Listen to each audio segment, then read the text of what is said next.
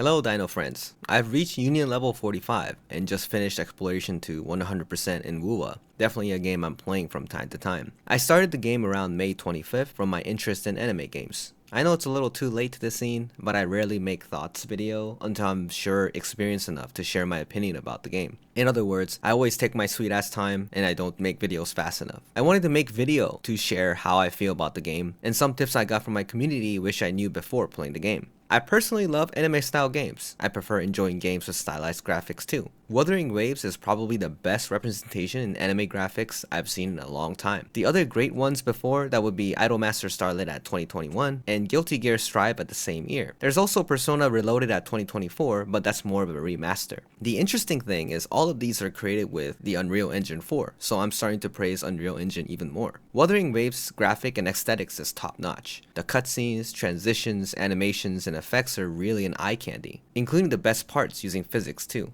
It definitely has a lot of potential to be even better in the future. If you guys think the colors are washed up though, try lowering the brightness down in the options. It actually looks better for the most parts. Considering the graphics being top notch, I thought the sound was a little bit lackluster. I believe sound effects are very important to get immersed into the whole experience. When I just started the game, I thought I had my sound effects off or lowered by accident. There are multiple cases where sound was very weak when it could be much better. Since some gamers play with sounds off, this is more of a personal opinion. That plus lack of optimization is probably more popular negative opinions I've heard, but those should be easy fixes as times to come. It's getting better and better. As for story, I'm not a big story guy on games. It's definitely the least interesting thing I have in this game. People like me always press the skip button unless there are cool cutscenes. I absolutely hate it when I was watching an unskippable cutscene. Some lasted way too long to a point it was torture. To a point where sometimes I put on auto and I went to do something else. They should really add skip features in all dialogues. Other than that, my knowledge is too small in this criteria, so I don't want to be giving too much feedback on the story. What did you guys think?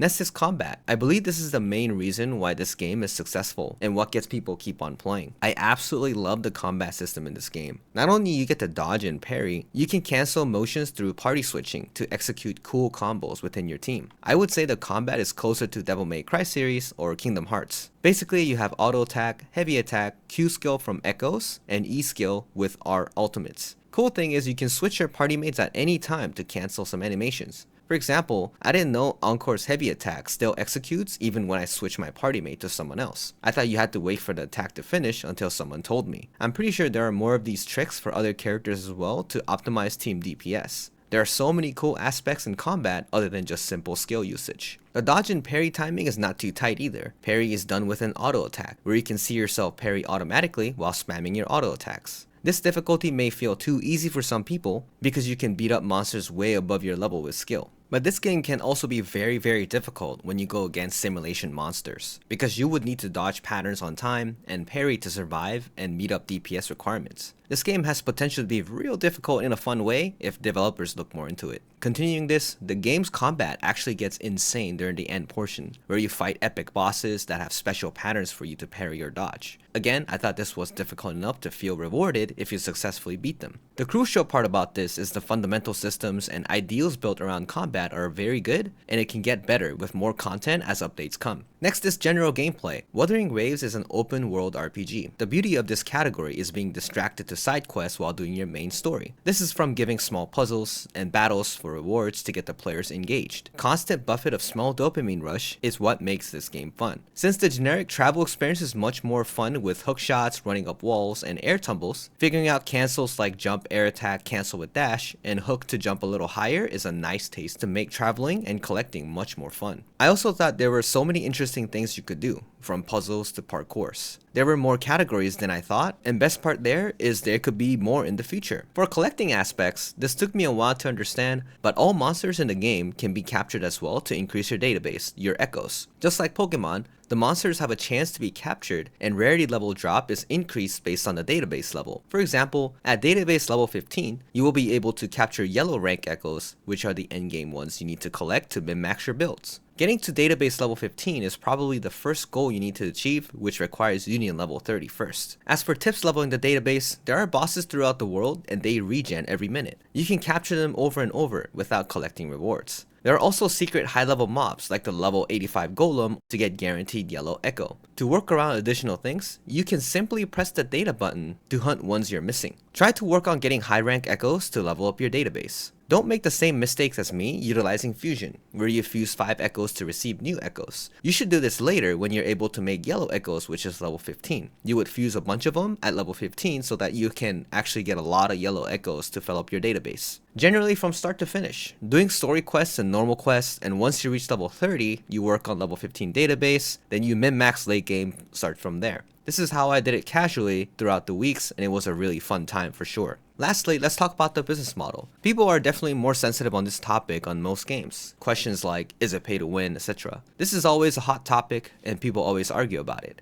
Here's my experience while playing the game to this point. First, this is a gacha game. There are generic packages to buy, monthly passes, battle passes, and buying jewels straight up. Currently, I bought the first level of the battle pass and monthly subscription. During the release event, there is a 5 beginners pool event where you can receive 5-star character. Then there are 2 separate choice pools where you get to choose which 5-star character and weapon you want as a pity. On top of that, you also get a 5-star ticket to choose another 5-star. Also, when you reach level 45, you get a box you can choose 5-star weapons. So totaling 3 5-star characters and 2 5-star weapon of your choice if you use more pulls. So far, I've got Velina as my beginner pull, and I used the ticket for Encore. I played the game to collect jewels to pull for Yinling. I lost to 50-50, so I have Calchero and Yinling. I also have Janshin from finishing my second 5-star choice. I don't know how other players do it, but generally you want to have at least Velina from any of the combinations. This is due to her being a great support. Funny enough, during the main story, the game gives you strong trial characters half the time, so I had no issue breezing through the story. This is a well-known marketing strategy though. I was actually playing the game without an intention to pull for characters. However, I had an intention to buy battle passes and subscriptions while I was playing the game.